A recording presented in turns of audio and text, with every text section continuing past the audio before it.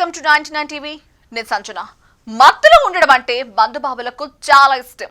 Limit గా తాగండి, కొంచెం తాగండి అని ఎవరు చెప్పినా మందుబాబులు వినిపించుకునే పరిస్థితుల్లో లేరు. ప్రభుత్వాలు మద్యాన్ని బ్యాన్ చేస్తే మత్తు కోసం సారాయి, గంజాయి, అవసరమైతే వైట్నర్ ను కూడా వదిలిపెట్టడం లేదు. ఇలాంటి పిచ్చి పిచ్చి వేషాలు వేస్తారనో ఏమో గానీ ప్రభుత్వాలు కూడా మద్య నిషేధం ఆలోచనలను విరమించుకుంటున్నాయి. అయితే తాజాగా తెలంగాణలో మందుబాబులకు అదిరిపోయే న్యూస్. తాజాగా ప్రభుత్వం తీసుకొచ్చిన కొత్త మద్యం పాలసీ మేరకు అమ్మకాలు జరపడం స్టార్ట్ చేశారు. రాష్ట్ర వ్యాప్తంగా 2620 మద్యం దుకాణాలు అధికారికంగా కొత్త ఓనర్ల చేతుల్లోకి వచ్చాయి. ఈసారి ఫీజుల పెంపు, కొత్త పాలసీ ద్వారా ఆదాయాన్ని మరింత పెంచుకునే దిశగా ఎక్సైజ్ శాఖ మద్యం పాలసీలో కొన్ని కీలక మార్పులు చేసింది. తెలంగాణలో మద్యం అమ్మకాల కోసం కొత్త విధానం ఈ రోజు నుంచి అమల్లోకి వచ్చింది. ఈ పాలసీ 2027 నవంబర్ వరకు కొనసాగుతుంది. దుకాణాలు పొందిన వ్యాపారులు ప్రారంభానికి కావాల్సిన అన్ని ఏర్పాట్లు పూర్తి చేశారు. రాష్ట్ర ప్రభుత్వం ఈ మార్పులతో భారీ ఆదాయం వచ్చే అవకాశం ఉందని భావిస్తోంది.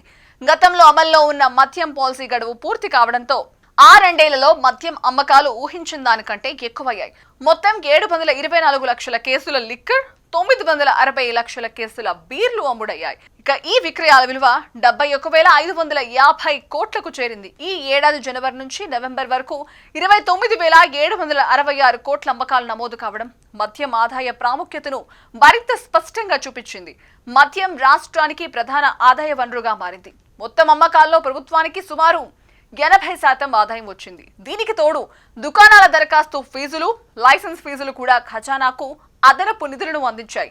గత పాలసీ కాలంలో రాష్ట్రంలో అసెంబ్లీ, పార్లమెంట్ ఎన్నికలు రావడం కూడా అమ్మకాలు పెరగడానికి కారణమైంది. ఇక కొత్త పాలసీలో ప్రభుత్వం మరింత ఆదాయం సంపాదించేలా కొన్ని ముఖ్యమైన మార్పులు చేసింది. ముఖ్యంగా మద్యం దుకాణం లైసెన్స్ కోసం దరఖాస్తు ఫీజును 2 లక్షల నుంచి 3 లక్షలకు పెంచింది. ఈ మార్పు ద్వారా ప్రభుత్వానికి మంచి ఆదాయం చేరింది. అలాగే దుకాణదారులు చెల్లించాల్సిన వార్షిక లైసెన్స్ ఫీజును అమ్మకాల స్థాయిని బట్టి స్లాబుగా విభజించారు. ఇక ఈ మార్పులతో మద్యం అమ్మకాలు మరింత నియంత్రణలో కొనసాగుతాయని ప్రభుత్వం భావిస్తోంది. తాజా స్లాబ్ ను చూస్తే అందులో భాగంగా గ్రేటర్ హైదరాబాద్ పరిధిలోని ఒక్కో దుకాణానికి ప్రతి ఏటా అత్యధికంగా 1,10,00,000 ఫీజు చెల్లించాల్సి ఉంటుంది.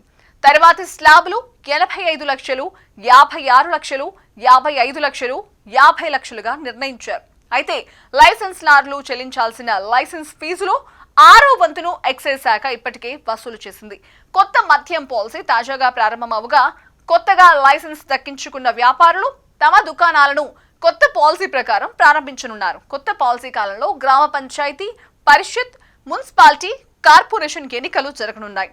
అంతేకాకుండా త్వరలో జరగబోయే మేడారం జాతర వంటి భారీ ఉత్సవాలు కూడా మద్యం అమ్మకాలు భారీగా పెరగడానికి కారణమవుతాయని అంచనా వేస్తున్నారు. ఇక ఇదే జోష్తో కొత్త మద్యం వ్యాపారులు అమ్మకాలు ప్రారంభించారు.